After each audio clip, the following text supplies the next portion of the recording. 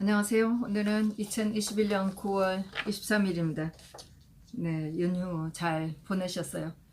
저는 시골집에 늦게 갔다가 월요일 날 갔다가 어제 올라왔습니다. 뭐 추석 전날 늦게 갔는데 늦게 가서 시골에 현수막 하나 붙이고 올라올 때 갑자기 소나기가 좀 많이 쏟아졌어요. 네, 여전히 잘 달려 있는 거 보고 왔습니다. 얼마 동안 달려있는지는 모르겠어요. 추석 전날 우리가 멋지게 한 판을 했습니다. 네, 윤석열하고 유승민 한바탕 혼을 내주는데 참 뻔뻔하죠. 네, 뻔뻔하고 제 자신은 2017년도부터 하나도 안 달라졌다고 생각하는데 선거 때가 되니까 또 마음이 흔들려 갖고 왔다 갔다 하시는 분들이 있는 것 같아요. 네. 우리가 길에서 나라가 망한다, 나라가 망한다, 큰일 났다 이렇게 얘기를 해도 사람들이 우리를 비웃었어요. 나라가 왜 망하냐? 그래서 제가 소리칠 때 나라가 망하는 게 건물이 무너져서 망하는 게 아니다. 좌파들이 제도를 야금야금 바꿔서 완전히 사회주의 국가로 만드는 게 나라가 망하는 거다. 이렇게 소리를 쳤는데 정말 그렇게 깜짝스럽게 그렇게 해왔습니다. 근데 지금 선거철이 되니까 2017년하고 똑같은 상황으로 또 큰 데로 뭉쳐야 된다. 안 되는 거예요. 큰 데로 백날 뭉쳐도 안 되는 건 안 되는 거예요. 2017년에 홍준표로 찍어야 된다고 난리를 쳤는데 그때 안철수도 나왔고 유승민도 나왔어요. 그때도 마찬가지로 우리 보고 안 뭉친다고 난리치고 우리 보고 배신자라고 난리쳤지만은 결과적으로 홍준표가 자기는 당선 안 될 줄 알고 나왔다고 얘기를 하잖아요. 지금도 마찬가지예요. 저는 과연 윤석열이가 이길 마음이 있나? 이 사람이 선거에 왜 나온지도 모르고 자기는 지지율이 떠밀려서 나왔다고 하는 인간이라 왜 바꿔야 되는지도 정권을 왜 바꿔야 되는지도 모르고 그리고 우리가 윤석열 마누라를 어떻게 이 나라를 대표하는 여자라고 내보낼 수가 있어요. 그리고 뭐 지난번에 저는 뭐 기사만 잠깐 봤어요. 무슨 오락풀에 나왔다고 하는데 아니 그 집에 가서 했으면 집에 들어갔는데 왜 마누라를 왜 안 보여줘요? 마누라를 왜 숨겨야 되는데? 그렇게 떳떳하지 않는 마누라를 어떻게 우리가 한 나라의 여자라고 내보낼 수가 있냐고요. 도대체 본인도 떳떳하지도 않고 마누라도 떳떳하지도 않아. 예? 웬만하게 양심 있다면 지가 물러나야지. 어디를 하기야 엉터리 재판한 인간이니까 국민들이 뭘로 보이겠어요. 인간들이 뭘로 보이겠어. 거기 탄핵에 동참했던 인간 전부 다 가 있는데 그러니 국민들과 뭐가 다 개 돼지로 보이는 거지. 얼마든지 가지고 놀 수 있는 그런 걸로 보이는 거지. 2017년도에 홍준표도 안 내고 조원진 후보도 안 됐어요. 그랬으면 당시에 탄핵이 잘못됐다는 걸로 뭉쳤어야지. 그리고 그 당은 깨졌어야 돼요. 홍준표는 지도 안 될 걸 알면서 나왔다고 하고 그리고 다시 당대표로 와갖고 당 따로 만들어갖고 나간 인간들을 똥바른당 인간들을 받아들이기 위해서 박 대통령 출당시키고 그 인간 받아들였는데 그 당은 없어졌어야지. 배신자들을 그대로 놔두고 없어지게 만들었어야지. 왜 받아들였어요? 결국은 그래갖고 그 인간들 야금야금 들어가고 작년에 총선하기 전에 전부 다 받아들여갖고 지금 배신자 당이 된 거 아니에요. 그런데 그 배신자들이 정권 바꿔갖고 뭘 할 건데요? 멀쩡한 대통령 지금 감옥에 쳐놓고 석방하는 얘기도 못하고 그런 인간들이 정권 바꿔서 뭐 할 건데 뭐 윤석열이가 홍준표가 되면 박 대통령 석방시킨다고? 박 대통령 아니 대통령 되면 석방시킬 게 아니고 그때 문재인이 왜 기다려? 그 안에 문재인이 지가 내보내지. 그 대통령 당선된 놈이라고 윤석열이가 홍준표가 당선 그거 박 대통령 석방하라고 그때까지 왜 놔둬? 문재인이가 지가 생색내면서 지가 석방해주지. 말도 안 되는 얘기를 그걸 무슨 얘기라고 해. 누구라도 할 수 있는 얘기지. 당장 용기가 있다면 지금 석방하라고 얘기하지. 말도 못하는 주제에 그런 떳떳하지 않은 인간들이 대통령 자리 차지해가고 뭘 하려고. 한마디 한마디가 윤석열이는 좌파들한테 휘어잡혀갖고 꼼짝도 못해요. 지금도 뭐 방송에 나와서 하는 꼬라지를 보니까 쩔쩔 매고 있더구만. 그리고 똑같아. A4 읽는 거랑 똑같아. 아이고 참말로 저런 글을 갖다가 무슨. 윤석열은 절대로 안 돼요. 홍준표도 마찬가지야. 그나마 조금 다른 윤석열보다는 좀 낫더구만. 최소한 우리가 안 된다고 생각하면 2017년도에도 우리가 제대로 정신 차렸으면 이번 선거에 진짜 우파 후보들이 해갖고 이길 수 있어요. 근데 아직도 이 배신자들은 뭐가 뭔지를 몰라. 윤석열 말할 것도 없고 자기가 멀쩡한 대통령 내쫓고 멀쩡한 박 대통령만 그런 게 아니에요. 수많은 우파 인사들을 다 감옥에 쳐놓고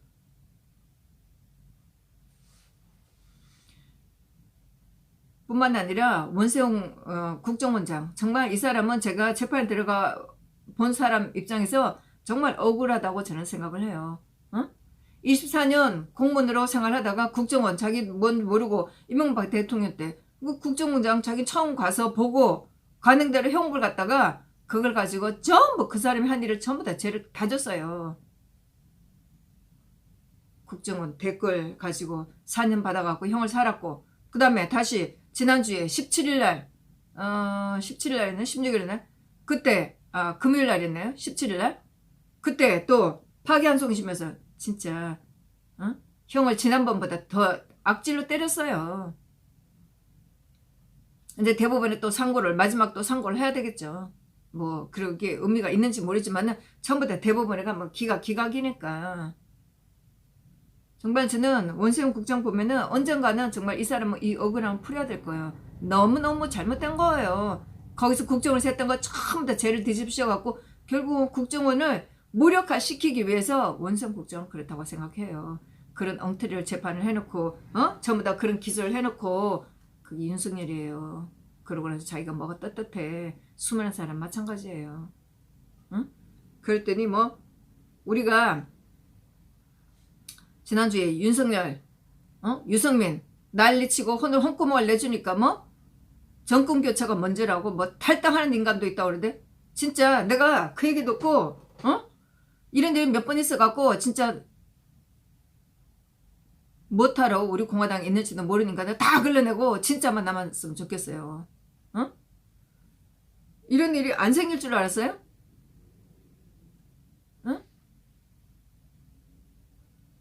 윤석열 같은 놈을 데리고 와갖고 우파는 무슨 우파야. 배신자들이지. 윤석열이가 말을 해. 이준석이가 말을 해.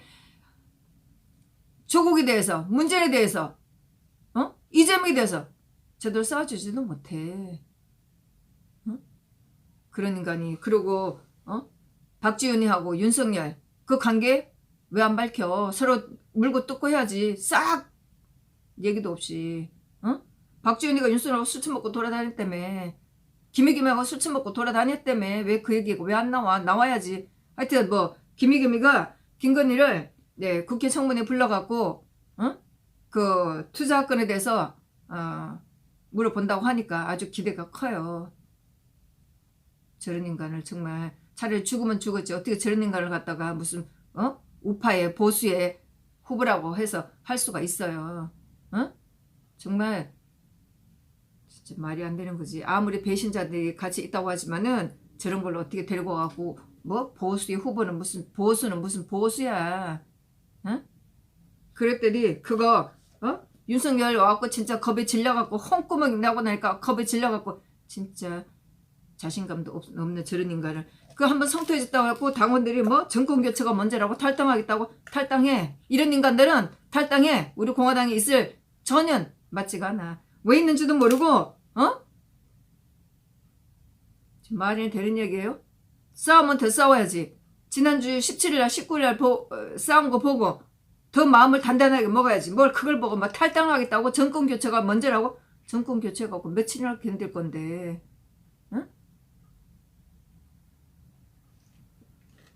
진짜 용기 없고 뭐가 뭔지도 모르고 윤석열이가 뭘 했는지도 모르고 당에 있는 당원들은 나가야 돼.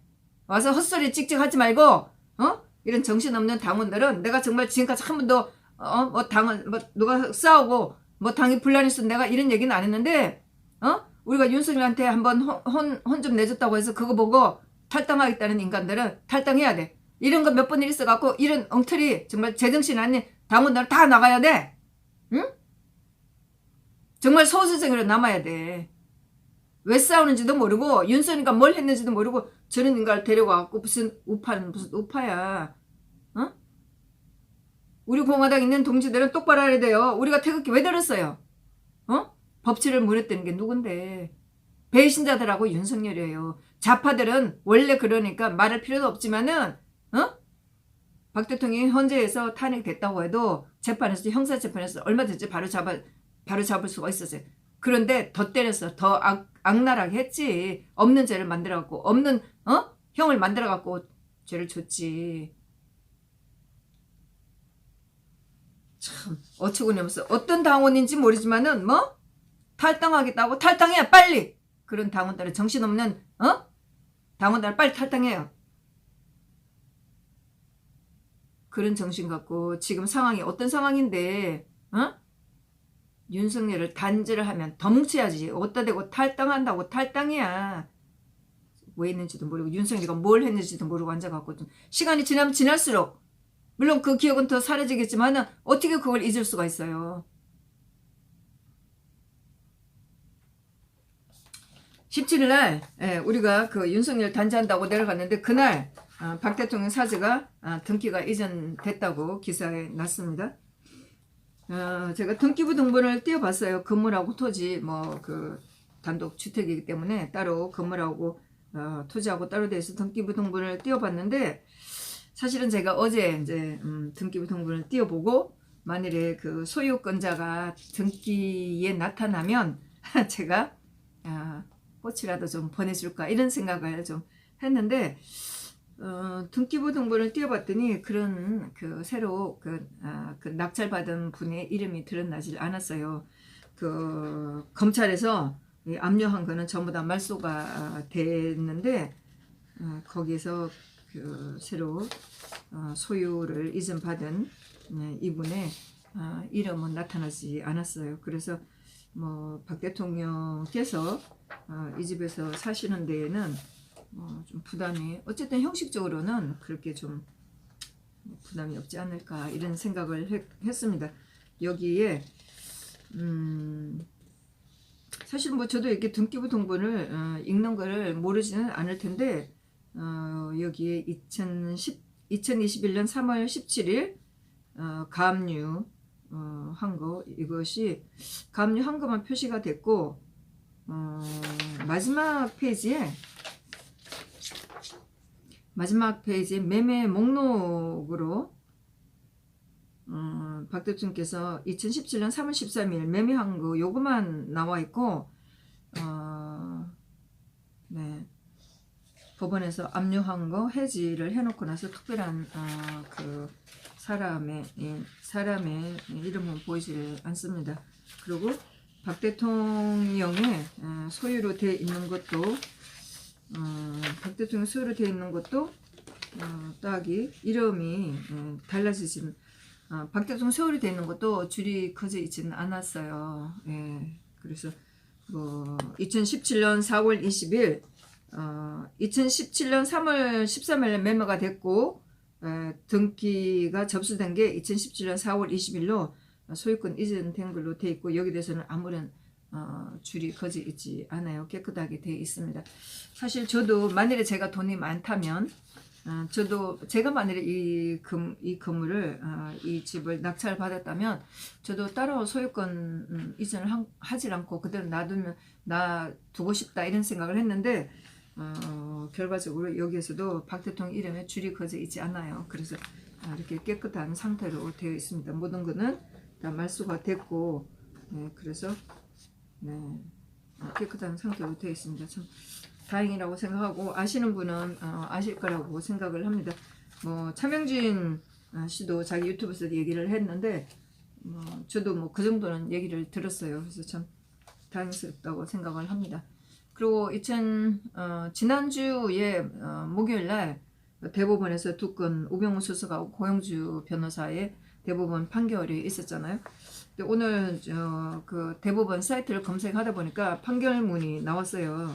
보도자료 정도로 나왔는데 뭐 우병우 수석에 대해서는 그 1심 재판이 두 가지로 열렸다가 나중에 항소심 선고를 할 때는 두 개가 이제 병합이 돼서 했었고, 처음에 기소가 됐던 내용은 전부 다 무죄가 됐어요. 박 대통령하고 최수원 씨의 그러니까 뭐 국정농단 했다는 것을 제대로 보고를 하지 않고 조치를 못 취했다. 이걸 해서 1심에서 2년 6개월 때렸는데 이것은 전부가 무죄가 됐고, 나중에 또 한 건은 국정원에서 뭐 사찰했다. 이거 가지고 1년 6개월을 받은 게 있어요. 그래서 두 개를 합쳐서 항소심에서 결심을 하고 선고를 했는데, 여기에서 뭐 선고는 1년으로 됐죠. 예, 그런데 대법원에서도 이것이 그냥 피고인과 검사의 상고를 기각한다. 그래서 1년으로 형이 이제 굳어졌어요. 예, 그래서 거기에 대한 보도 자료가 나온 게 있어요. 뭐 여기 보면은 이제 보도 자료니까 이거는 뭐 기자들한테 줄 수 있는 그런 그겠죠. 네. 2021년 9월 16일 전 청와대 민정수석 비서관이었던 피고인에 대한 국회에서의 증언, 감정 등에 관한 법률 위반 등 사건에서 피고인과 검사의 상고를 모두 기각하여, 피고인의 전 국가정보원 국익정보국장 C와, 여기는 뭐 관련인을 A, B, C로 표시를 했어요. C는 뭐 추명호 씨죠. 공모하여 C의 직권을 남용하여, 추명호 씨의 직권을 남용하여 국가정보원 직원들에게 청와대 특별감찰관, 이거는 뭐 이석수 특별감찰관과 전 평창 동계올림픽 조직위원장 김진선 씨, 강원도 도지사 했었고 평창올림픽 조직위원장 했던 김진선 씨에 대한 정보를 각 수집 보고하도록 함으로써 의무 없는 일을 하게 하였다는 직권남용 권리행사 방해, 이거에 대해서 유죄로 인정한 원심을 확정 판결한다. 이렇게 해서 됐습니다. 여기 보면은 그 1심 처음에 재판 받았던 거, 그 사건이 있습니다. 2017년 고압 365, 또 732 사건 병합한 거. 민정수석의 권한남용으로 인한 직권남용 및 강요. 이것은 뭐 처음에 그 최순 씨하고의 관련, 박 대통령하고 관련 일이지만은 청와대에서 일어났던 박근혜 대통령하고 박 대통령이 받았던 혐의 똑같이 그런 걸 전부 다 우병우 수석한테 뒤집어 씌웠어요. 저는 뭐 박 대통령 재판 다니면서 우병우 수석한테 블랙리스트라고 정말 이해를 못했거든요. 그거 무슨 얘기인지 하여튼 못 알아듣고 나중에 이제 재판이 끝나면서도 또 이렇게 됐구나라고 이해는 했는데, 박근혜 대통령에 관련된 뭐 블랙리스트, 화이트리스트 이런 거 전부 다 우병우 수석한테도 다 뒤집어 씌웠어요. 똑같이 그렇게 뭐 청와대에 있으면서 했던 일을 전부 다 이렇게 했죠. 그래서 민정수석의 권한남용으로 인한 직권남용 및 강요, 문체부 국과장, 국장과장, 감사 담당관에 대한 각 자천성 인사조치 요구, 이거 뭐 진재수 또 한 사람 있어요. 뭐 이거 사실 이것도 참 저도 재판장에서 들으면서 이게 우병우 수석하고 왜 관리를 지어야 되나 참 이런 생각을 많이 했는데 하여튼 뭐 그렇습니다. 그 다음에 K스포츠 클럽에 대한 부당한 현장 실태 점검 지시, K스포츠 미래재단, 이거 얘기하는 겁니다. 이거 직권남용. 그 우병우 수석이 항소심에서 피고인 최후 진술할 때 일을 한 것은 직권남용으로였고, 일을 뭐 몰라서 안 한 거는 직무유기로 였고, 다 엮었어요. 이렇게. 그래서 또 공정거래위원회 이하 뭐 이거는 뭐 CJ 엔터테인먼트 감찰 고발 진술 요구 행위, 참 이것도 저는 정말 이해할 수 없었던 거. 여기에 대해서 이미경 씨를 사퇴하라고 했다고 해서 박 대통령 엮었던 거예요. 근데 이거를 또 우병수도 같이 엮었어요. 그 다음에 특별감찰관법 위반, 이석수 씨 2016년 7월경 피고에 대한 특별감찰관의 감찰이 개시되자 위력으로 특별감찰관 등의 직무 수행을 방해. 참 이것도 정말 이해할 수 없는 그런 거라. 이석수 씨가 정의를 나가고 엄청 씩씩대면서 정의를 하면서 악의적으로 했던 그런 재판이었었습니다. 또 여기 또 직무유기 했던 거는 직권남용, 안 했던 것은 직무유기. 네. 피고인이 네, A, B 이겁니다. A, B 이거는 박 대통령하고 최수원 씨예요. 네, 내용으로 보면 그래요. A와 B, A, B이 정경영을 통해 대기업들의 출연을 강요하여 미르재단, 캐스프재단을 설립한 비비 의혹을 알고도 진짜 알고도 무슨 알고도야 알지도 못한 거지. 직무 감찰을 개시하지 않았을 뿐만 아니라 적극적으로 진상을 은폐하는데 가담으로서 직무를 유기함. 네, 이렇게 해서 정말 우병수석을 억울하게 이렇게 했답니다.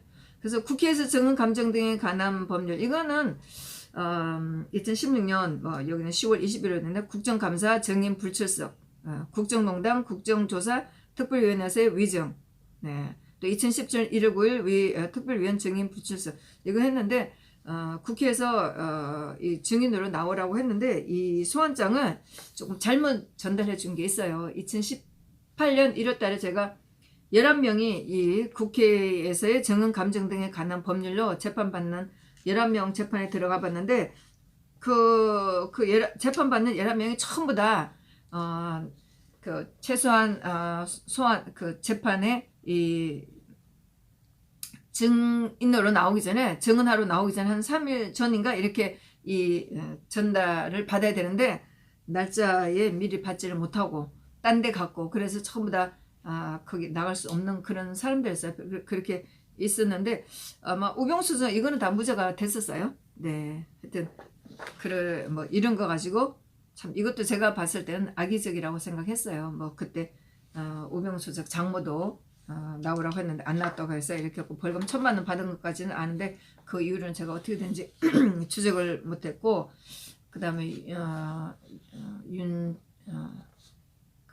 정관주 그다음에 윤천주 박 대통령 헬스 담당했던 그 여자 행정관도 나왔는데 그때 제가 정말 순진하게 1심 끝나고 나서 제가 돈을 좀 주려고 수표였었나 그거를 이제 준비를 했었어요. 너무 좀 안 됐고 그래서 그한테 정말 깜찍하게 저는 이제 생각해서 그 돈을 제가 주려고 했는데 뭐 하여튼 봉투로 했는데 뭐 거기가 바뀌었어요. 봉투인지 뭔지는 모르지만 어쨌든 받지를 않았었어요. 그래서 그때 뭐 박 대통령 시중 든다는 얘기도 있고 그렇게 해서 제 딴에는 좀 고맙기도 하고 안 됐기도 하고 그렇게 해서 제가 돈을 거금을 주려고 했는데 안 받았죠. 그러고 나서 그 1심은 그렇게 하고 나서 2심 때는 윤천주 행정관 같은 경우에는 세월호 보고시간 관련 여기에 김관진, 김장수,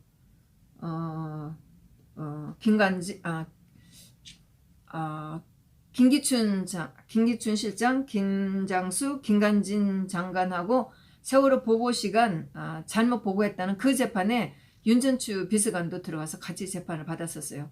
그래서 거기서 아마 1심의 형을 8개월인가 아마 이렇게 받았는데 아마 이는 항소를 안 했나 뭐 이렇게 된 것 같아요. 그거는 이는 그 세월호 관련 보고시간 관련하고 그렇게 관련이 없어서 재판장이 많이 나오질 않고 결심 때 따로 했었고 그다음 선고 때 아마 선고 때 나왔나 이렇게 했는데 별로 관련이 그 세월호 보고시간하고 관련이 없어갖고 제가 별로 신경은 안 썼고 아마 그 위로 항소인가 막 이걸 안 하고 아마 그대로 끝나지 않았나 뭐 이렇게 됐었어요. 네, 하여튼 그래서 국회에서의 정은 감정 등에 관한 법률 이것은 뭐 2017년도에 그 분위기 2018년도 이렇게 해갖고 전부 다 뭐 겁박하기 위한 그런 재판으로 하여튼 여러 사람을 그렇죠. 거기 이대 그 교수 김병숙 씨도 걸렸었어요. 그분도 암 환자가 되었고 머리 이렇게 모자를 쓰고 나왔는데 자기가 항암 주사를 맞고 있어서 도저히 거기 나갈 수가 없었다. 이런 재판에 나와서 그런 얘기도 했는데 하여튼 악질적인 그런 재판을 했답니다. 예, 그리고 이제 우병수석 또 서울중앙지법 2018년 고압 29. 요거는 국정원 직원들 이용해서 사찰했다는 거. 예. 국정원 직원들에 대한 직권남용 이겁니다.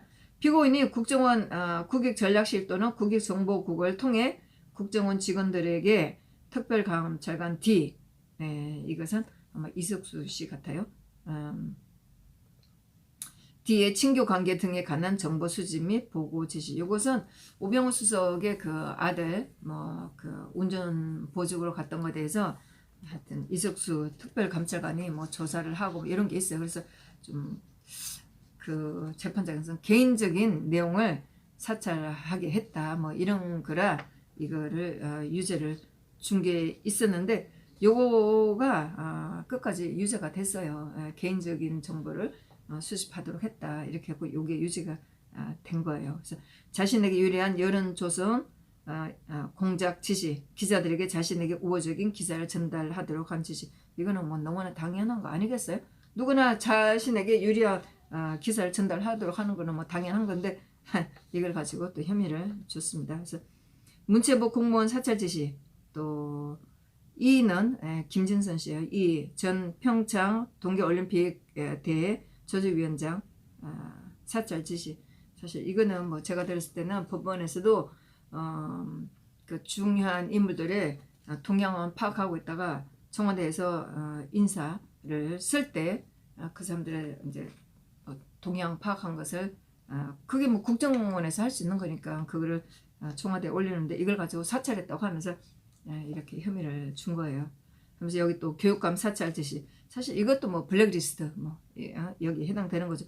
우병우 수석의 블랙리스트 저는 정말 알아듣기 힘들었는데 이렇게 교육감 이런 거, 또 한국과학기술단체 총연합회 이것도 사찰했다고 하는 거, 이런 거 다 무죄를 받았어요.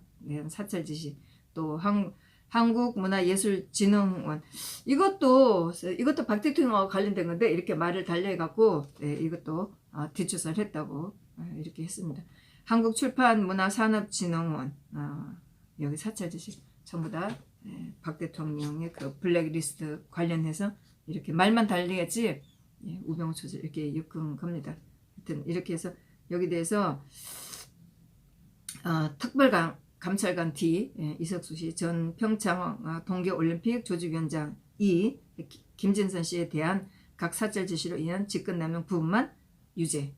이렇게 해서 요것만 돼서 1년이 됐는데 제가 확인은 안 해봤는데 아마 이렇게 해서 유죄를 받았기 때문에 지난번에 우병우 수석이 그 변호사협회에 다시 변호사를 할 수 있는 그 허가증 아마 이거를 받았다고 얘기를 하는데 이렇게 1심 유죄를 받아서 몇 년 동안 변호사 활동을 못 한다고 이렇게 얘기를 들었어요. 확실한 건 저도 모르고 이제 들은 얘기라 내일 제가 다른 분들 만나면 좀 확인해 볼 텐데 이렇게 또 변호사 일을 못 한다고 하는데 이렇게 되면 정치까지 못 하는지를 모르겠어요. 변호사 일도 못 하고. 제가 느꼈을 때는 박 대통령이 저렇게 갖다 놓고 꼼짝 못 하게 하는 거나 우병우 수석도 활동을 아무것도 못 하게 하고 이렇게 하는 거나 똑같다는 생각이에요. 자기네들이 무서워하겠죠. 박 대통령은 우병우 수석 무서워하니까 꼼짝 못 하게 하는 거라고 저는 생각을 해요. 시간이 지나고 나면 아직 우병우 수석 그렇게 나이도 많지도 않으니까 5년 또 지나게 되겠죠. 참 1년 살았으니까 모르겠네요. 하여튼 5년 형을 받은 날부터 5년이 될지 모르지만 금방 지나가요. 지나고 나면 할 수 있어요. 제가 내일 다른 분들 만나면 정말 이 받은 거 가지고 정말 정치 활동까지 할 수 없는지 한번 확인해서 다시 알려드리도록 하겠습니다. 그리고 또 고영주 변호사에 대한 것도 나와 있어요. 어떤 사건이 박 대통령 박 대통령 1월 14일 날 형 받은 것도 이 보도 자료로 해갖고 대법원 사이트에 올라와 있었어요. 네, 고용주 변호사에 대한 것도 보도 자료가 나와 있어서 좀 봤습니다. 다 알고 있는 거고 마침 다행스럽게 파기환송이 됐기 때문에 뭐 무죄 취지에 파기환송 됐다고 하니까 뭐 재판은 파기환송 연료도 그렇게 오래 끌진 않고 뭐 간단하게 할 수 있을 거라고 생각을 기대를 합니다. 그래서 대법원 2021년 9월 16일 방송문화진흥회 이사장인 피고인 고용주 변호사 400여 명이 모인 신년 할애에서 대선 후보로 출마했던 문재인 국회의원인 피해자에 대해 자신의 경험담 등을 근거로 들며 피해자는 공산주의자이다 라는 취지 등의 발언을 하여 허위사실 적시 명예훼손죄로 기소된 사안 이걸로 됐었죠. 네, 그래서 여기에 대한 제가 보도자료는 우리 공카에 올려놓도록 하겠습니다.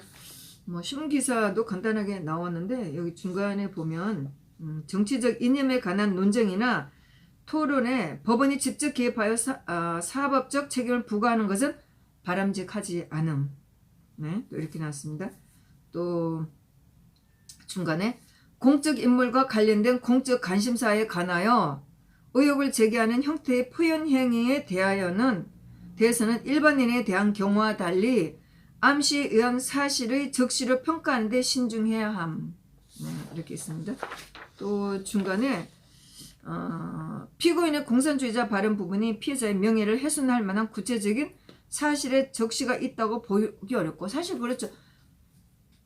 명예를 훼손했다는 구체적인 사실 어떻게 명예를 훼손했다는 것이 드러나는 게 없잖아요. 뭐 그래갖고 뭐 문재인이가 대통령 안 됐다는 것도 아니고 국회의원에서 떨어진 것도 아니고 그 이후로도 물론 우리가 문재인은 공산주의자 이런 말도 하고 우리도 뭐 조금 우려하고 좀 엉뚱한 얘기를 하면 빨갱이라고 얘기를 하는 거니까 정말 이런 말도 못하게 하는 건지 모르지만은 하여튼 그렇습니다. 피고인은 공산주의자 발언 부분이 피해자의 명예를 훼손할 만한 구체적인 사실의 적시가 있다고 보기 어렵고 너무나 당연한 말이죠. 그 표현의 자유의 한계를 일탈한 것으로 보기도 어려운 당연한 말이잖아요. 네. 그래서 이렇게 했고 또 중간에 판결에 의해서 가서 사람이나 단체가 가진 정치적 이념의 경우 평가적인 요소가 수반될 수밖에 없어. 증거에 의하여 증명하는 것은 사실상 불가능하다. 당연하죠. 우리가 야 너 거짓말 많이 했네. 막 거짓말장이야. 빨갱이야. 이걸 어떻게 증명을 해요? 우리가 느끼기에 따라서 정말 우리가 일반적인 통용으로 봤을 때 정말 저쪽에 가까우면 뭐 빨갱이다. 사실에 맞지 않는 얘기를 많이 한다면 야 그 거짓말장이야. 이런 말을 많이 하잖아요. 그래서 증거에 의하여 증명하는 것은 사실상 불가능하다. 이러한 문제에 대하여 법원이 개입하는 것은 적절하지 않고 너무나 당연한 말이죠. 정말 이런 걸 가지고 법원의 잣대로 얘기한다는 것이 정말 기가 막힌 거죠. 특히 공론의 장에 나선 공적 인물이나 문재인이 공적 인물 아니에요? 공론의 장에 나선 공적 인물이나 우리가 평가를 해야죠. 저 사람 성향이 어떤지를 얘기를 해야죠. 공적 관심사에 대한 표현의 자유는 최대한 보장되어야 한다. 너무나 당연한 말입니다. 이렇게 당연한 말들이 정말 법원에서 헷갈리게 이랬다 저랬다 하니까 정말 우리가 기가 막히는 거죠. 그렇게 하면서 관련 사건 대법원은 이 사건과 동일한 취지의 공산주의자 발언과 관련된 명예훼손 등 사건에서 무죄를 선고한 원심을 수긍하여 상고를 기각하는 판결을 선고하였음 등등 다른 예가 있습니다. 네, 이렇게 해서 두 건에 대한 보도 자료가 있어서 더 이 사건에 대해서 제가 조금 더 정리를 할 수가 있었고 박 대통령의 집에 대해서 등기가 깨끗하게 됐으면서 그 등기 낙찰받은 분의 이름이 보이지 않아서 참 잘됐다 하는 면도 있고 제가 뭐 여기 표시가 됐다면 또 말들이 많았겠죠. 그런데 저도 물론 그래서 알았다면 그분 주소로 꽃다발이라도 하나 보내주고 싶다 이런 생각을 했습니다. 하여튼 잘 됐다는 생각입니다. 박 대통령께 뭐 최순실 씨한테 보내준다고 편지는 어떻게 썼고 자료도 지난주에 있었던 17일 19일 행사라고 해야 되나, 하여튼 혼쭐 내준 거 가지고 보내줄 자료로 다 출력을 했는데 출력이 좀 늦었어요. 그래서 다 하고 나니까 6시간 넘어서 오늘 보내지를 못했습니다. 오늘 보냈다면 내일 좀 받아보셨을 테고, 물론 뭐 그 안에서 뭐 최순실 같은 경우는 조선일보를 본다고 하니까 알았을 텐데 보지 않았던 기사에 났던 거, 또 우리 공화당에 있는 보도자료 이런 거 좀 더 보내줄 수 보내줘서 내일 봤으면 좋았을 텐데, 예, 내일 보내면 월요일날 보게 되겠네요. 네, 하여튼 각자 있는 데서 열심히 하시고, 정말 동지님들은 마음 굳으세요.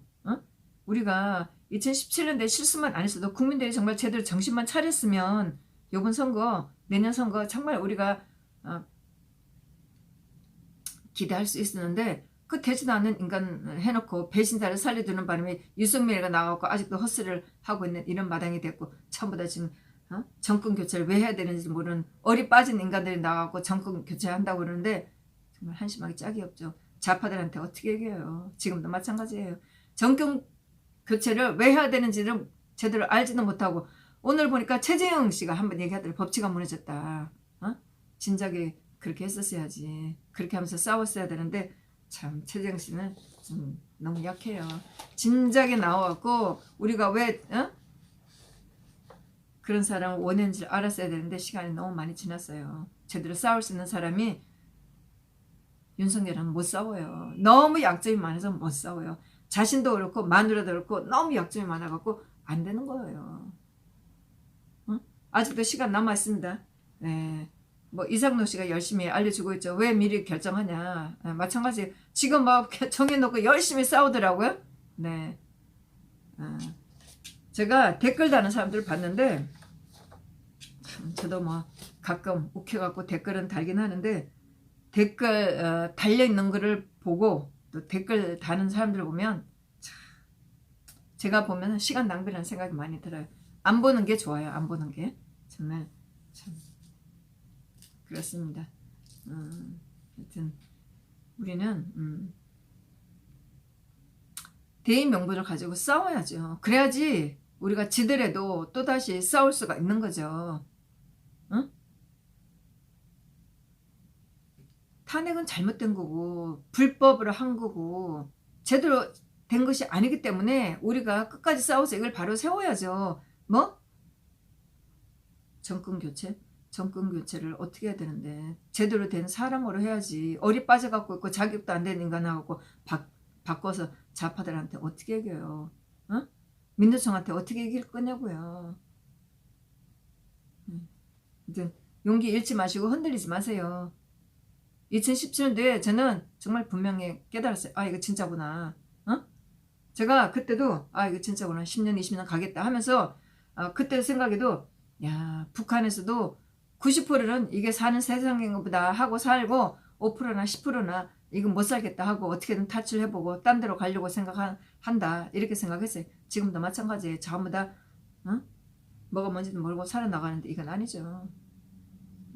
끝까지 안 되는 건 안 되는 거지. 우리가 뭐 이주시대 사람처럼 무식한 것도 아니고 못 배운 것도 아니고 못 보는 것도 아니고 안 되려는 것도 아닌데 안 되는 건 안 되는 거죠. 열심히 용기 내서 싸우도록 합시다. 감사합니다.